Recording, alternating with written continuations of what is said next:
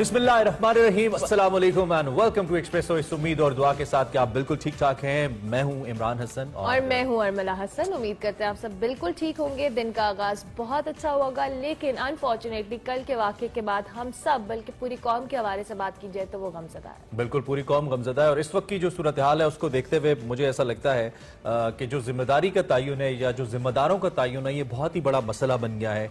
कल से हमने देखा है 62 कीमती जाने ढेर की हादसे के अंदर इस जहाने फानी से चली गई। कई लोग जख्मी भी हैं, 100 से ज्यादा लोग जख्मी हैं और अभी ये कहा जा रहा है कि शायद कुछ और खुदा न खास्ता जाने भी खतरे में मौजूद हैं। अल्लाह उनको सेहत दे और वो जल्दी से सेहतयाब हो। लेकिन इस वक्त जो सबसे इंपॉर्टेंट बात है वो जिम्मेदारों का तयन है जो कि नहीं हो पा रहा है कि ये जिम्मेदारी किसकी है। और इमरान, अनफॉर्चुनेटली एक दूसरे पर अभी भी वही इल्जाम तराशी का सिलसिला जारी है, इस पे भी सियासत की जा रही है। कल भी हम जब बात कर रहे थे हम यही कह रहे थे कि शायद इंसानी जानों की कीमत ही नहीं है हमारी नजर में। जिस तरह से हमने कल का वाकया देखा और माजी में भी ऐसे कई वाकयात हुए हैं जहां पे जो कह ले गैर जिम्मेदारी का मुजाहरा किया गया है और इस तरह की स्टेटमेंट्स दी गई हैं। उसके बाद फिर वही बात कि ये वाकयात होते क्यों हैं, पहले ही जिम्मेदारों को जो कैफरे किरदार तक है उस तक क्यों नहीं पहुंचाया जाता। और आए रोज ऐसे वाकयात हम अपने इस मुल्क में देखते हैं और बहुत सारी ऐसी चीजें होती हैं जिसको फैक्टर्स को हमें उससे सबक सीखना चाहिए, लेकिन अनफॉर्चुनेटली हम नहीं सीखते। लोधरा जब हादसा हुआ था तो इमरान खान साहब मौके पे गए थे। कल मैं उनका एक साउंड बाइट देख भी रहा था जिसमें उन्होंने कहा था कि वजीर को मुस्ताफी होना चाहिए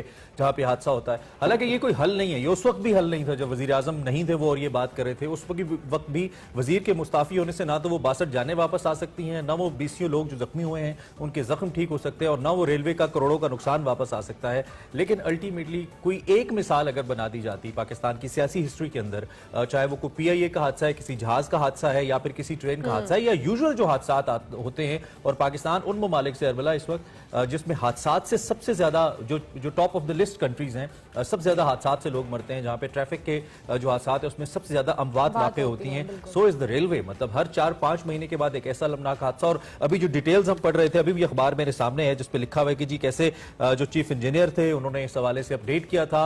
10 से ज्यादा मकामात ऐसे थे जिसके बारे में उन्होंने लिखा था कि इनकी मेंटेनेंस होनी चाहिए, यहाँ पे हादसा हो सकते हैं, लेकिन मेंटेनेंस नहीं हुई और फिर हादसा हो गया और कीमती जाने ज़ाया हो गई। बिल्कुल। और इसी अलमनाक वाक़े के हवाले से तो जिस तरह से हमने पहले भी बताया 62 के करीब जो जाने हैं वो लोग जान बहक हुए हैं, जबकि 100 से ज्यादा जख्मी भी बताए जा रहे हैं। मुख्तलिफ अस्पतालों में जेर इलाज भी हैं। उसके साथ साथ जो बात की जाए 11 अफराद हैं, उनकी जो हालत है अभी भी तशवीशनाक बताई जा रही है। इस तमाम तर सूरत हाल पे और साथ साथ हम कह दें कि वज़ीर आज़म ने रेलवे के हिफाजती इंतजाम के हवाले से बहुत फिक्र का इजहार भी किया और उन्होंने 15-15 लाख रुपए जो जान बहक होने वाले अफराद हैं लवाहिकीन को देने का भी ऐलान किया। लेकिन इसके साथ साथ जो मौजूदा सूरत हाल है वहाँ पर वो हम जान लेते हैं। हमारे साथ हमारे ब्यूरो चीफ सकर हैं शहजाद तवानी से, हम बात कर लेते हैं। बहुत शुक्रिया शहजाद साहब। अभी बहुत हम इस वाक़े के हवाले से डिटेल्स तो ऑलरेडी मौजूद है, लेकिन हम जानना चाहेंगे कि अपडेट्स क्या है, जो अभी अस्पतालों में लोग जेरे इलाज हैं उनकी किस तरह की हालत है, इस हवाले से आगाह कीजिएगा।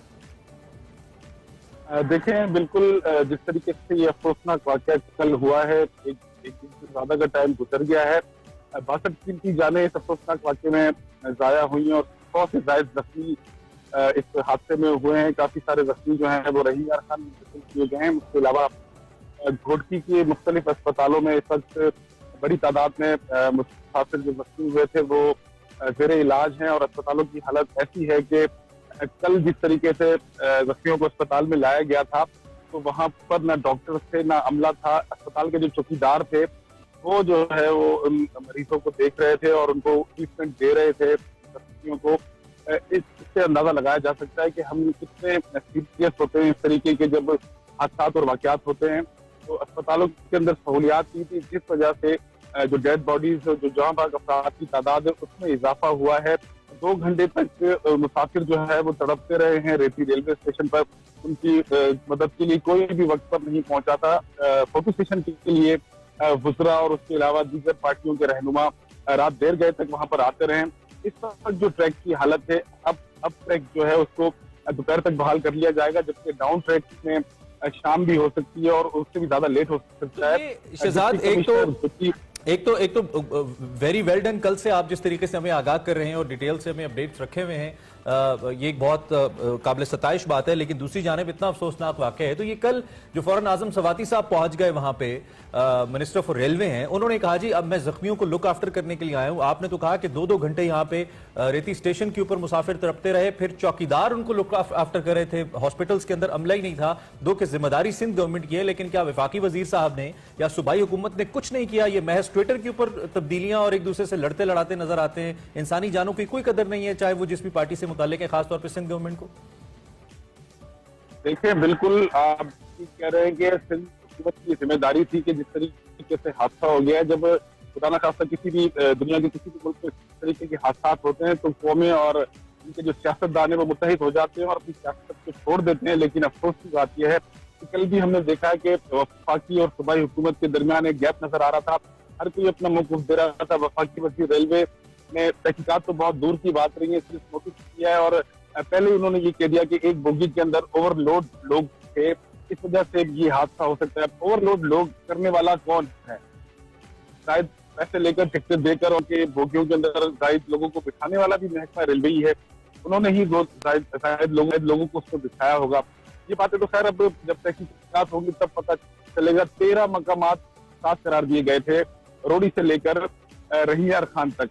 उन 13 हसास मकामात के लिए फंड्स आया, वो फंड कहाँ गया, क्यों नहीं लगाया गया? एक दूसरे के साथ लड़ाई भी की जा रही है, एक दूसरे के ऊपर मलबा डाला जा रहा है, दूसरे पे डाला जा रहा है और इंतजामी लापरवाही तो है ही शहजाद साहब, जिस तरह से आपने कहा। लेकिन ये जो हमारा सेहत का एक एलिमेंट है, जैसे सिंध के हवाले से हम बात करें, ये भी एक अलमिया है हमारे लिए कि वहां पर लोगों को टेक केयर करने के लिए प्रॉपर अमला मौजूद नहीं था। लेकिन साथ साथ आप तहकीकात की बात कर रहे थे, वजीर आजम और वजीर रेलवे ने 24 घंटों के अंदर तहकीकात का हुक्म दिया है। क्या ये तहकीकात माजी की तहकीकात की तरह होंगी? और जो रिपोर्ट है, जो आज तक किसी को पता नहीं है कि क्या रिपोर्ट आई, क्या हुआ मामला, ये रिपोर्ट के हवाले से भी हम यही एक्सपेक्ट करें?